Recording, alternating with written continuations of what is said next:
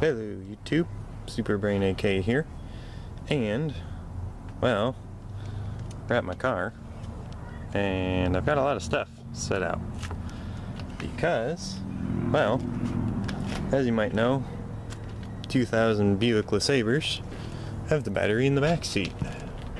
So, that is exactly where I installed my wire. There's the battery there. You can see the positive there, which has been a little bit gutted. That was not me. These are supposed to be a full shielded thing with the nut there, like the negative is. That way it doesn't corrode or touch. But instead of connecting to that, which is over on the fuse box, my grandpa had originally installed a wire over here at the positive, so he had to cut a piece of it out. So, oh well. I use the same terminal just because it's easier. Wire reach is better. Excuse me. So, as you might be able to see, I've got a little crimp there. A ring terminal thing. And then that snakes over here to the 50 amp breaker. This is a DC breaker, and if I don't want it on, I can just push the button and it turns off. Or if there's an overcurrent, like if this wire somehow gets punctured and shorts to the chassis, which is, well, ground, yeah, nothing bad should happen. And over here is where I've got the ground connected. That's the ground, main ground coming from the battery. That's where I connected it. And I have soldered these. These are 10 gauge silicone wire. So that comes under this trim, goes around that trim. Oh, and also while we're back here, I've got multimeter clipped up,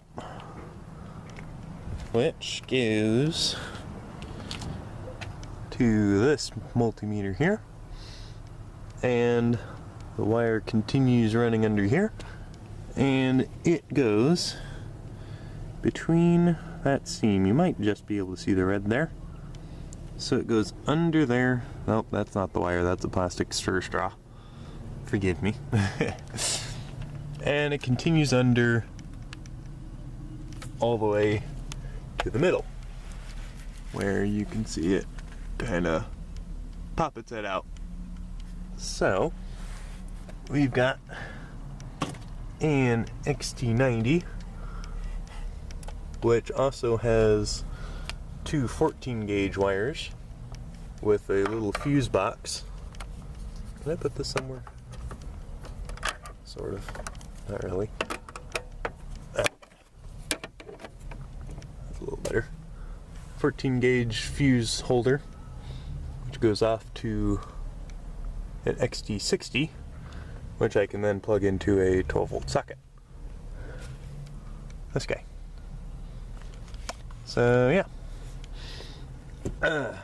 So this one is currently connected to this multimeter, and these multimeters do not actually agree. This one's 0.5 volts or 0.05 volts higher than the other one, but that's okay.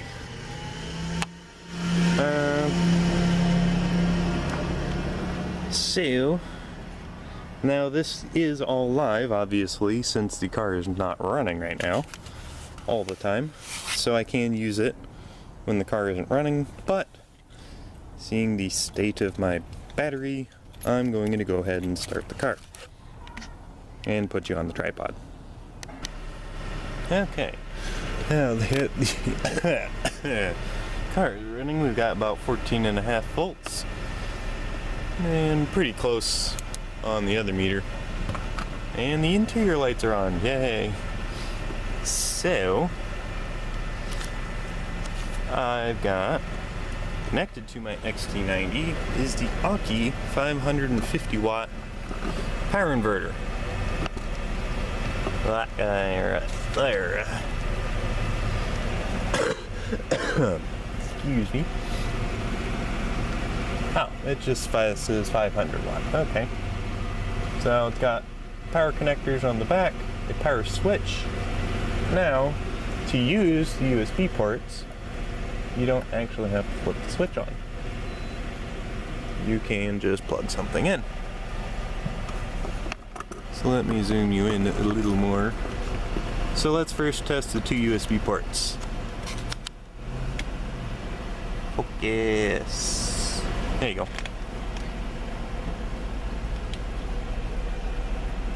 And now I have taken this apart since I've had it a little while, and I've been pretty curious. So there are two separate power supplies, which I'm going to show you. So you've got 5 volt, 100 milliamps. I also have 5.03 volts. And you see those, there we go. So bring up the current on, it's 2 amps. They're both reading spot on. Voltage is actually climbing. See that? 2.65 amps, 5.17 volts. The voltage on the other one is still 5.03 volts. Let's bring it up. 2.8, 3 amps, and it's dead. 2.6. When does voltage start dropping? About 2.7 amps. Yeah. 2.7 amps, it starts dying. So let's flip these around.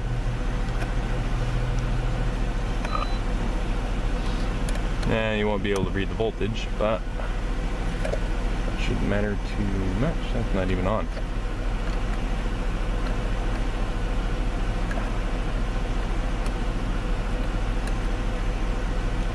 No, I can't get it to fit that way. That's okay, we proved a point already. So, let's test the other port now. You're not even in focus. Focus. Right there. Alright, 5 volts. And actually the power supplies are on two completely different sides of the power socket, interestingly enough. 2.2. This one isn't doing the bulk voltage boost. That's interesting. Only the bottom socket does. Interesting. Good to know. So let's plug into the other port and measure efficiency.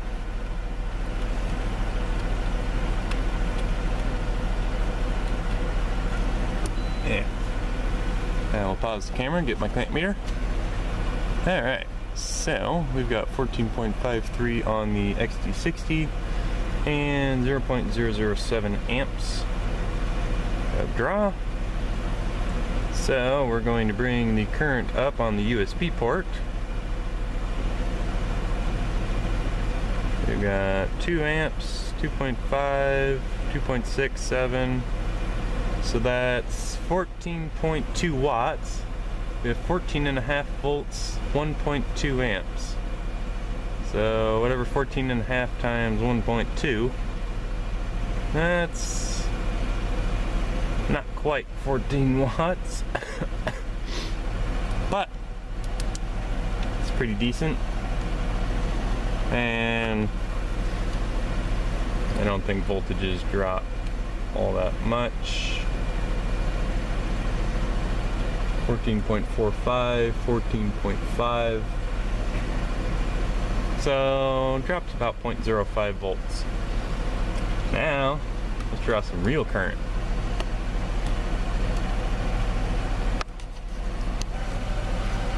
Alright, so I have some heating elements here with some janky wire that I'm going to plug in to the WiTenergy, so hopefully we should be able to read the actual power draw.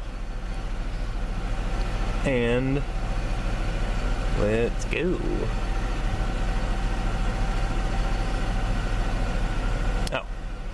and it does use a soft switch. This is a really tiny little switch at the back, and you can see the red turned red, and now it's green, which means it's good.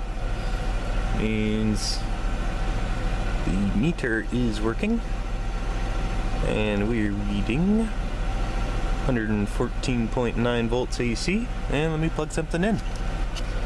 Alright, so I have that tiny little element on, and we're going to connect it up and see if anything blows up.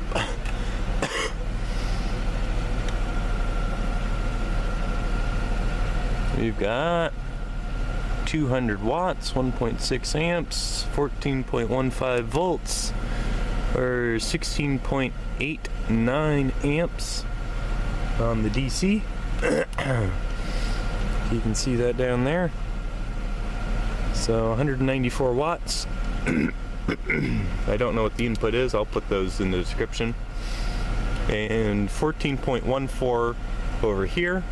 14.37 at the battery.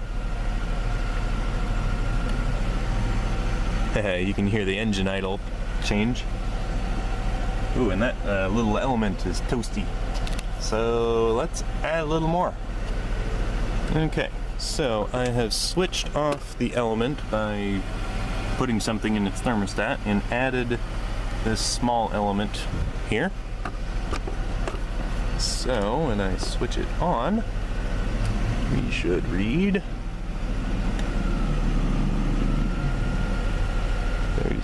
400 watts, 13.7. Oh, the voltage dropped really bad. Oh, that was the fans turning on for the motor. 391, 3.26 amps on the WiTenergy. And we have 13.63 volts at 35 amps going into the Aukey, and 14.2 volts at the battery. So we're dropping a decent amount. 14.2, 13.6, and now of course this is 0.05 volts low. So we'll turn that off. And, well, let's connect the bigger one. Or let's connect the smaller one up. Okay, so I have removed the small stick from the thermostat of the smaller one. So now both of those should be added together. And let's see what happens. Nope. Didn't like that.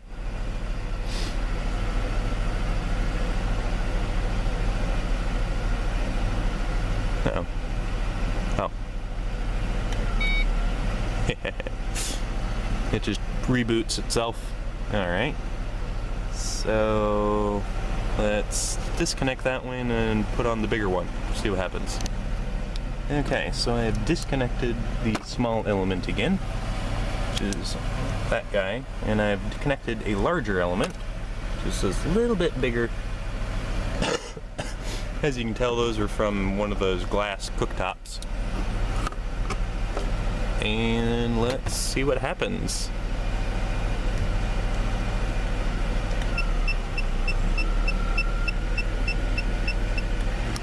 Okay, that was over 40 amps.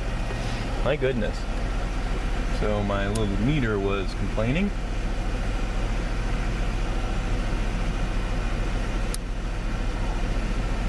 I need to zero it.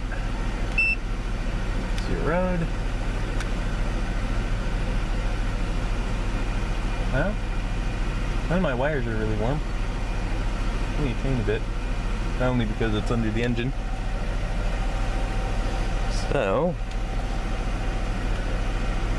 let's press the button again. Oh, right, turned it up.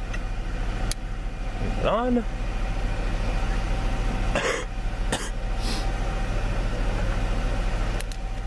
Get more light so you can see the meters. Alright, and whoa, 50 amps. 13.35, 48 volts, 528 watts, 4.37 amps. The fan is kicked on the Aukey. So 47.7 amps we're drawing. We've got 14.18 volts at the battery, 13.34 volts at the inverter. Uh-oh. Or something just clicked. What was that? I think I know.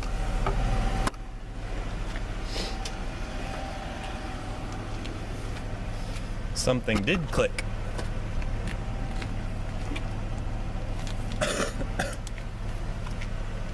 Yep. The power breaker has tripped.